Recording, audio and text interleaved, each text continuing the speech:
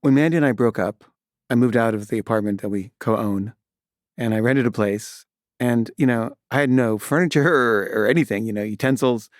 And I remember saying, can I have like half the dishes? And she was like, no. I was like, well, can I have like some dishes, some forks? She's like, no, buy new ones.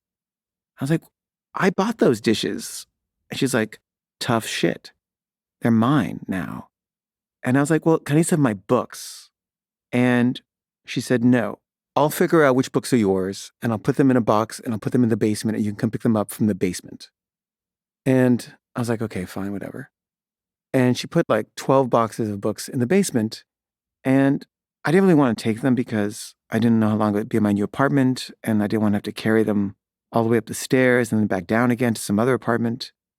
And so I didn't. I just left them in the basement. And whenever I needed a book, which was, fairly often, I would say, I need such and such a book. And she'd say, well, they're all in the basement. Just go find it.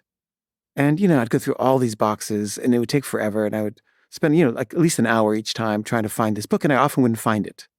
And I would say, it's not in there. It must be in the apartment. And she'd say, it's not in the apartment. And I'd say, how do you know? And she'd say, because I took all your books and put them in the basement. All the books in the apartment are mine. And I could see my books. I could see my books in the apartment behind her. And I was like, well, what about that book? That's Joseph Campbell. That's my book. I've had that since high school. And she'd say, no, it's not. And she would shut the door. And one day I needed a very specific book for my class. I was teaching this book and I knew I owned it and I didn't want to have to buy it again. And so I was like, Mandy, can I just please come and look to see if my book is there? And she said, no, you can't. And one day she wasn't home and the kids were able to get in to get something they needed. I think they needed like, jackets or something. I don't know what. And I walked into the apartment because Mandy wasn't there. And I just went to the bookshelf and I found the book I needed. There it was. And not only that, there were lots of books that were mine.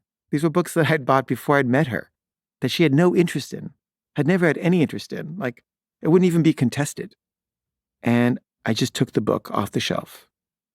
And Beckett, my son, who was 12, said, Dad, don't take that. And I said, Beckett, it's mine. And he said, I know, but don't take it. I said, Beckett, I need it for my school. I need it for class. I'm teaching this book. He said, Dad, just buy another one. I said, Beckett, it's absurd to buy another book that I have when it's my book. He said, Dad, if you take that book and Mom notices, she's going to make it really hard for you ever to get near here.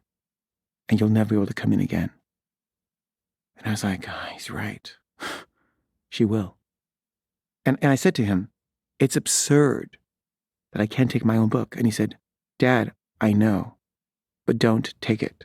It's for the best. It's not worth it. And I was so impressed by his wisdom in the matter and his understanding of the situation. He knew it was absurd, but he also knew it would be worse to take it than to not take it. And I said, okay. And I didn't take it.